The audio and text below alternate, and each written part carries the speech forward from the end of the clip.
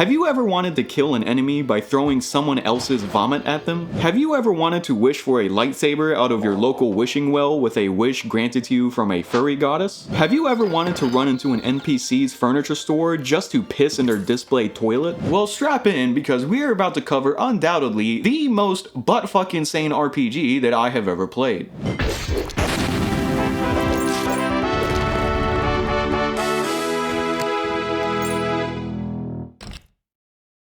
Elin is a successor to a beloved JRPG by LaFrontier, and I'm honestly not sure if it's pronounced Elin or if it's pronounced the same as that now cancelled lesbian talk show host. You may be familiar with this developer by his more well-known game, Ilona, and you may be familiar with Ilona because of its even more well-known mod, Ilona Plus, which is basically the internet doing what the internet does best, taking a form of media and turning it into a Wild West saloon of unfettered degeneracy. The core gameplay loop of Elin is pretty simple. Basically, you make a base, live your life in this little fantasy world, and these randomly generated dungeons will spawn called Nephia. You clear these Nephia, sell your loot, and use that money to buy shinier tools or more masterfully built furniture for your base. Basically, imagine taking Stardew Valley and a standard JRPG and fusing them together in a horrific science experiment. That's how I could best describe Elin on a surface level, and that's about where all the similarities end. Where the game starts to differentiate itself from other RPGs is with the sheer amount of immersive sim elements and roleplay mechanics that are at play here. It's going to be difficult to explain every nook and cranny of Elin because there really is a lot to unpack here, and there's a whole ton of content I have yet to discover. So just to give you an idea of how nuts this game is, let me show you my first experience playing through Elin. I begin the game with a very in-depth character creation system. There's a long list of races to choose from, as well as some more exotic races like a snail, a succubus, or a fairy, which will drastically change how you play the game. I went with a standard human race with a focus on a faith/paladin playstyle. The game auto-generates a background for the character you choose, which can produce some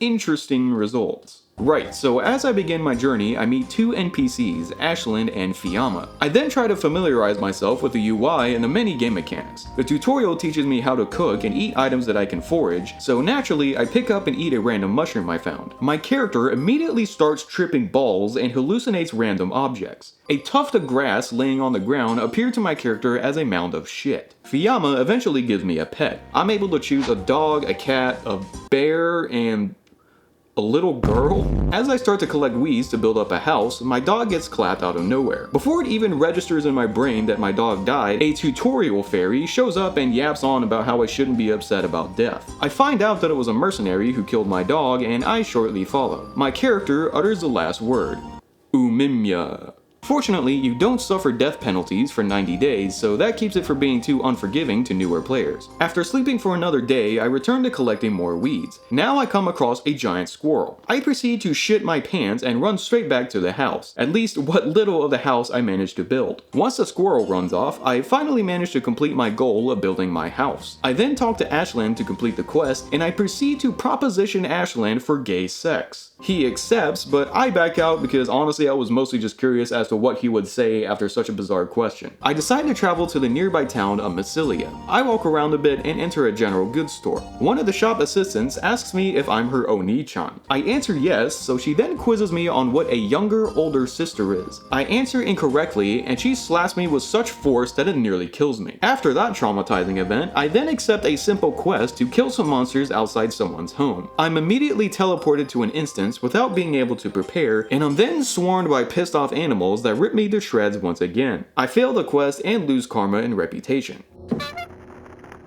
After dying a few more times, I resort back to collecting resources and expanding my base. I am noticeably improving my stats, as the two NPCs I started with are now formidable instead of overmatched. Though that could be because Fia is absolutely shithoused. Wait a minute, if she's drunk, then does that mean that...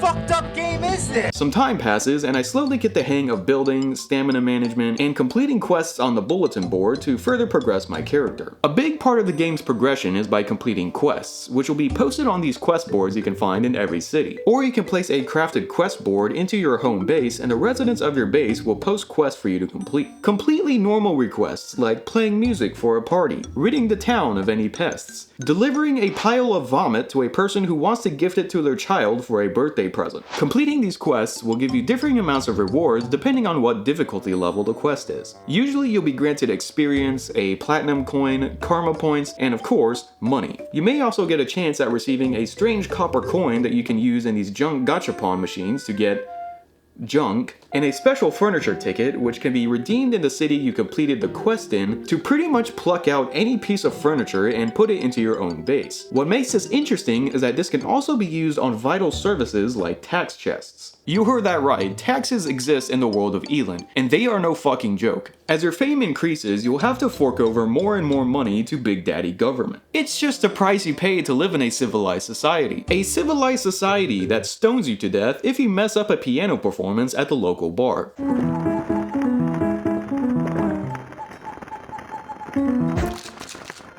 If you want to play the tyrant game yourself, you can also impose several laws on your own land to police your own people by purchasing these policies from numerous town scholars. You have a certain number of policy points that you can use to establish certain policies in your base. Maybe you're tired of hauling everyone's refuse every day, so you can impose a law requiring your community to pick up after themselves. You can impose a border law that keeps hostile NPCs from invading your base, and if you like to browse the front page of Reddit a little too much, you can force your own residents to pay taxes and extort more taxpayer dollars from residents who are rich and/or religious. Speaking of religions, Elin has a large host of deities that you can swear yourself to that will grant you a number of benefits depending on your faith stat, ranging from a god of earth bestowing inhuman strength to their followers, or a cat girl, which you're probably going to choose anyway regardless of the benefits. Every character has the ability to pray once a day to their chosen deity to get a full heal, and maxing out your devotion to your deity by offering corpses to its respective shrine will eventually give you a special follower. You can also choose specific feats that can give you even more religious benefits, like being able to automatically pray during your travels. You'll be getting a lot of different currencies in Elin, which may be confusing at first, but once you figure out where to spend them, it's not that big of a deal. A very important currency is the platinum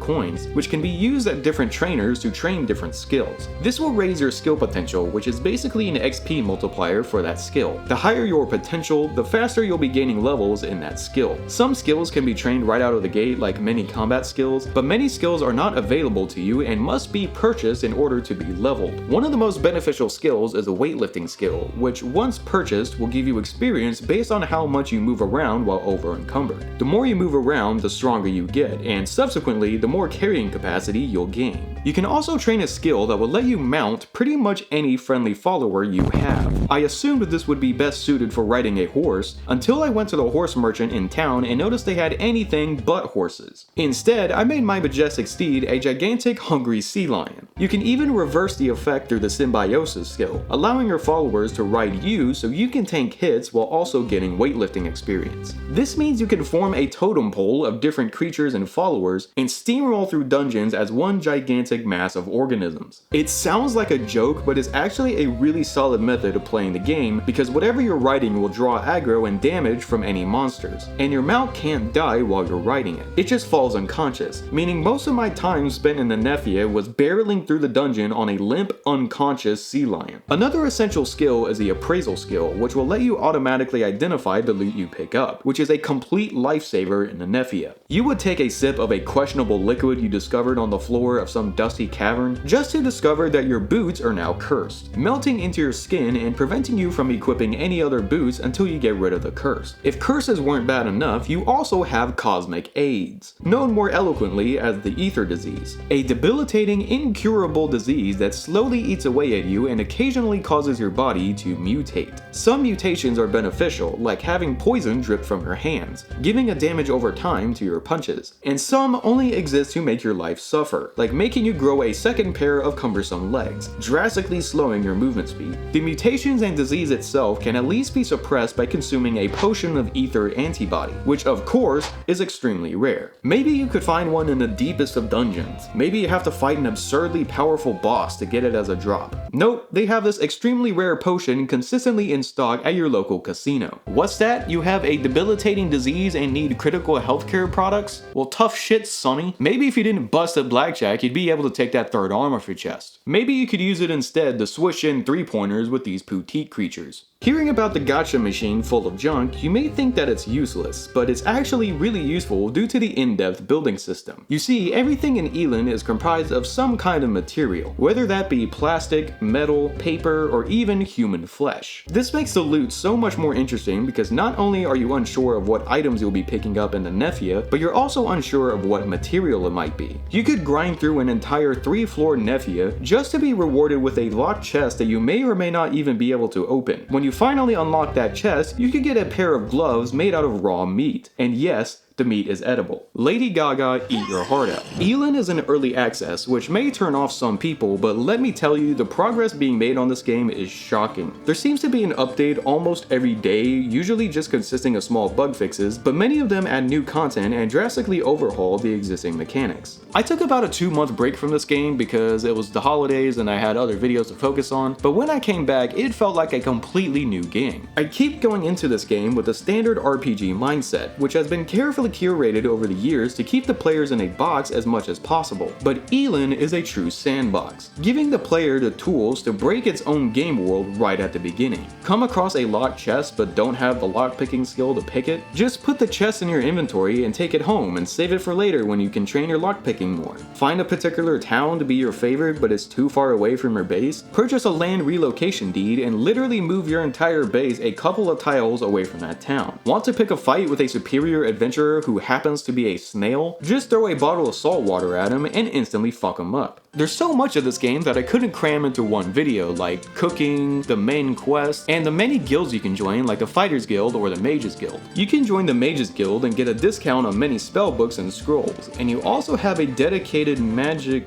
train. What?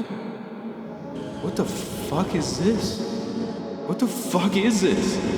Is that a fucking head? What the fuck, dude? Fucking corpses? What the fuck, man?